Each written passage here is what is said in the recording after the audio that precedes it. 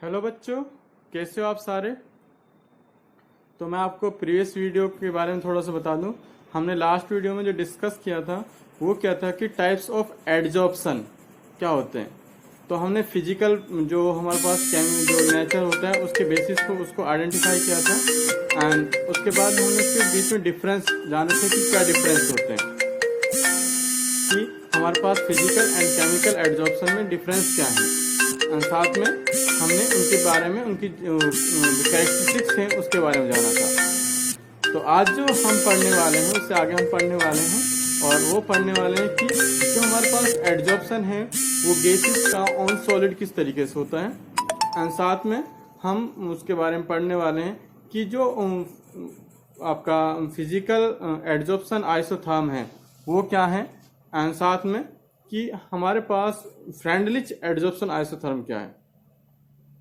तो हम इनके बारे में जानने वाले हैं एंड साथ में हम कि उसकी एप्लीकेशंस क्या हैं, कि हमारे पास एडजॉर्प्शन का हमारे पास एप्लीकेशंस क्या हैं, कहाँ पर हम यूटिलाइज कर सकते हैं, उसके क्या क्या यूजफुल हैं, तो उसके बारे में जानने वाले हैं। ठीक है, तो वन बाय वन हम उनके बारे में जानते हैं। Okay, let's go. Adsorption of gases on solid. तो एक्चुअली जितने भी हमारे almost all solids absorb gases, जितने भी सॉलिड्स होते हैं सारे कहीं ना कहीं गैसेस को क्या करते हैं, एब्जॉर्ब करते हैं। ठीक है, और जो हम चारकोल कहते हैं, चारकोल जो होता है वो मोस्टली बहुत ज्यादा अमाउंट में गैसेस को एब्जॉर्ब करता है। तो एक गैसेस को जो एब्जॉर्ब करने की बात होती है, हम जैसे हाइड्रोजन हो गया, नाइट्रोजन हो गया, ऑक्सीजन हो गया, H2, O2, N2, ठीक है, CO2, तो ये क्या है, बहुत सारी गैसेस हैं जिनको हम इजीली एब्जॉर्ब करा सकते हैं। तो इनका जो एब्जॉर्प्शन है वो डिपेंड करता है कुछ फैक्टर्स के ऊपर। तो the extent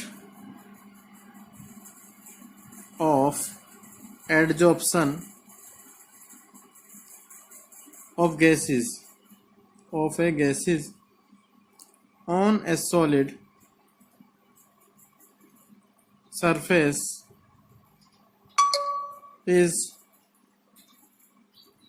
affected by the following factors। अब ये फैक्टर्स क्या क्या होते हैं। सबसे पहले हमारा नेचर ऑफ द गैस, जो हमारे गैस हैं उसका नेचर क्या है।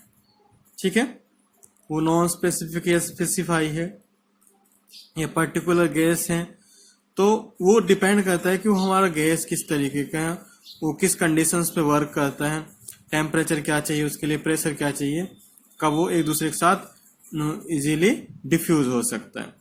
ठीक है, तो हम ये कह सकते हैं कि जो हायर टेम्परेचर होता है उस पे जो गैसेस होती हैं वो बहुत जल्दी एब्जॉर्ब हो जाती हैं। ठीक है, दूसरी बात होती है हमारी नेचर ऑफ एडजॉर्बेंट। ठीक है, एब्जॉर्बेंट का नेचर कैसा होता है कि वो एब्जॉर्बेट के ऊपर एब्जॉर्ब हो पाएगा, वो एडजॉर्बेट के ऊपर एब्जॉर्ब हो पाएगा या नहीं हो पाएगा, तो उसके नेचर के ऊपर डिपेंड करेगा। ठीक है, वो पॉइजनस है या फिर किस तरीके से है। ठीक है, डिफरेंट डिफरेंट गैसेस होती हैं, कुछ चारकोल के ऊपर एब्जॉर्ब होती हैं, कुछ डिफरेंट और चीजों के ऊपर एब्जॉर्ब होती हैं। तो ईच जो हमारे पास जितने भी हमारे पास एब्जॉर्बेंट होते हैं उन सब की अलग अलग प्रॉपर्टीज होती हैं और उसके नेचर के ऊपर वो डिपेंड करेगा। नेक्स्ट है हमारे पास specific area of absorbent. Specific area of adsorbent, adsorbent का नेचर कैसा होता है। ठीक है, नेक्स्ट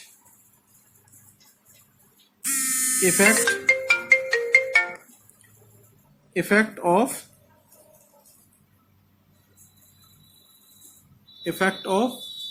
टेम्परेचर, टेम्परेचर का क्या इफेक्ट है।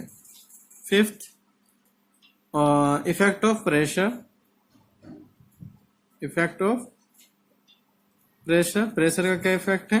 एंड हमारा सिक्स्थ है एक्टिवेशन ऑफ एडजॉर्बेंट। तो इनका सबका क्या इफेक्ट, टेम्परेचर बढ़ाएंगे तो हमारा एडजॉर्प्शन वो क्या होगा, फास्ट होगा। जितना हम प्रेशर अप्लाई करेंगे उतनी जल्दी हमारा एडजॉर्ब हो पाएंगे। एंड और लास्ट हमारा adsorbent.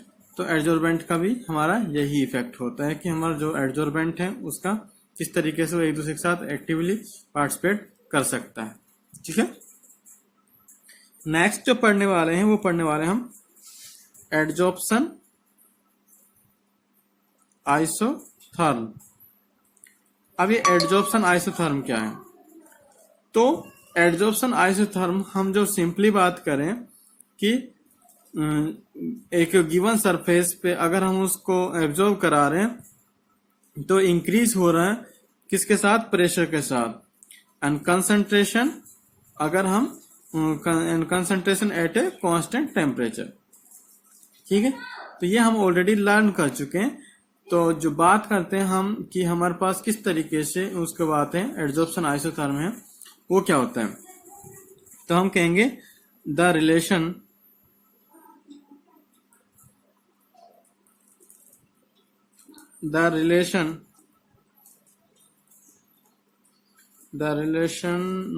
between the amount of the substance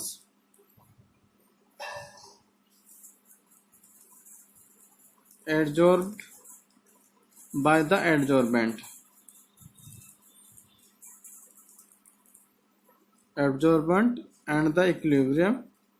and the equilibrium gas pressure at constant temperature is called adsorption isotherm। ठीक है, तो एडजॉर्प्शन आइसोथर्म को हम अगर ग्राफिकली रिप्रेजेंट करें तो कुछ हम इस तरीके से रिप्रेजेंट कर सकते हैं। मान लो इस डायरेक्शन आपका प्रेशर है, इस डायरेक्शन में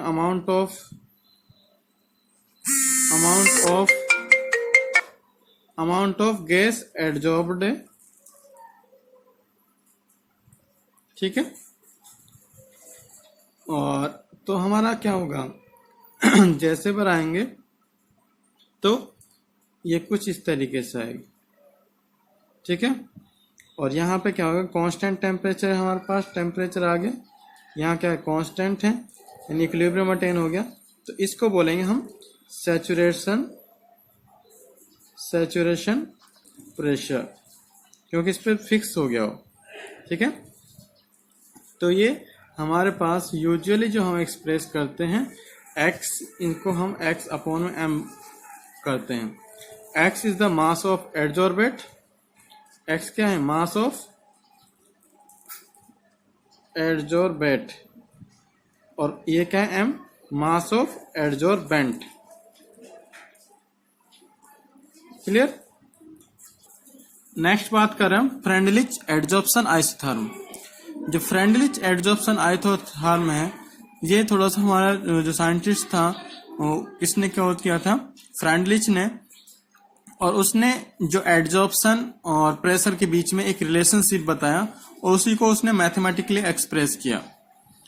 और मैथमेटिकली उसने जो इस चीज को एक्सप्रेस किया तो वहां से हम आपको बता दें कि इसमें उन्होंने अलग अलग प्रेशर पे उसको एक्सप्रेस किया था कि हमारे पास अगर लो है प्रेशर तो उस टाइम क्या होगा, अगर हाई है तो उस टाइम क्या होगा, या फिर इंटरमीडिएट है तो उस टाइम उसकी रिलेशनशिप क्या होगी। ठीक है, तो उन्होंने कुछ इस तरीके से बताया था कि x अपॉन में m, जैसे मैंने अभी बताया x क्या है, मास ऑफ एडजॉर्बेट, और m क्या है, मास ऑफ एडजॉर्बेंट। तो ये डायरेक्टली प्रोपोर्शनल किसके, प्रेशर के। तो अगर हमारा प्रेशर एट लो प्रेशर है तो हम कह सकते हैं कि जो ग्राफ है आपका वो क्या होगा, स्ट्रेट लाइन होगा। क्या होगा, वो स्ट्रेट लाइन होगा। तो उस पे हम उस चीज के अपॉन में क्या हो जाता है हमारे पास, दूसरा लो प्रेशर हो गया और डायरेक्टली प्रोपोर्शनल है, तो हम इसको ऐसे लिख सकते हैं एक्स अपॉन एम के और पी। तो ये क्या है, एट लो प्रेशर, और इसका ग्राफ होगा वो क्या होगा, स्ट्रेट लाइन होगा कुछ। ठीक है, मैं अभी आपको ग्राफ बताऊंगा। अगर हम बात करें हाई प्रेशर की, हाई प्रेशर की, तो जब हम हाई प्रेशर की बात कर रहे हैं तो उस टाइम क्या हो रहा है, जो the graph become almost constant which mean this X और एम वो इंडिपेंडेंट हो जाता है किसके, प्रेशर के। तो एक्स अपॉन में M is equal to constant, और हम लिख सकते हैं X upon M directly proportional to P naught. ठीक है, पी नोट को हम यानी इक्विवेलेंट मान लेते हैं 1, पी की पावर 0 होती है तो इसको इक्विवेलेंट मान लेते हैं 1। तो हम कह सकते हैं एक्स अपॉन एम के पी नोट, पी की पावर 0। ठीक है, ऐसे ही अगर हम बात करें इंटरमीडिएट, किसकी बात करें, इंटरमीडिएट, तो इंटरमीडिएट में क्या होगा, इंटरमीडिएट में जो होगा वो होगा कि जितनी हमारे पास डिपेंड करेगा पावर ऑफ प्रेशर। ठीक है, और वो लाई करते 0 से 5 के बीच में, 5 के बीच नहीं, 1 के बीच में। ठीक है, power of pressure lies between 0 to 1। Okay, तो यहां पे क्या होगा, x अपॉन में m directly proportional to p और 1 अपॉन में n। ये क्या है, इंटरमीडिएट। अब क्या है, हम इसका ग्राफ बनाएंगे तो कुछ इस तरीके से बनेगा। ये ठीक है, ये मैंने अभी बताया आपको, ये क्या है, PS बोलते हैं इसको, यानी सैचुरेटेड प्रेशर, सैचुरेशन प्रेशर। ठीक है, x upon m equal to K P naught. ये क्या है हमारे पास, पी नोट का वैल्यू जब कांस्टेंट हो, क्योंकि यहाँ पे कांस्टेंट है वो। यहाँ क्या है, टेम्परेचर, कि हम कह सकते हैं x अपॉन में m और के की पावर के पी की पावर 1/n, क्योंकि यहाँ डिपेंड कर रहा है, इंटरमीडिएट है। और लो पे क्या होगा, x अपॉन m के पी। ठीक है, तो ये लो पे है, ये इंटरमीडिएट, मैं लिख देता हूँ लो प्रेशर, इंटरमीडिएट, और ये आपका हाई पे। ठीक है, तो यहाँ पे हम x अपॉन में m और वर्सेस p का ग्राफ है। ठीक है, तो ये है Freundlich adsorption isotherm. Okay students, तो आज की वीडियो में इतना ही। Thank you guys and have a nice day.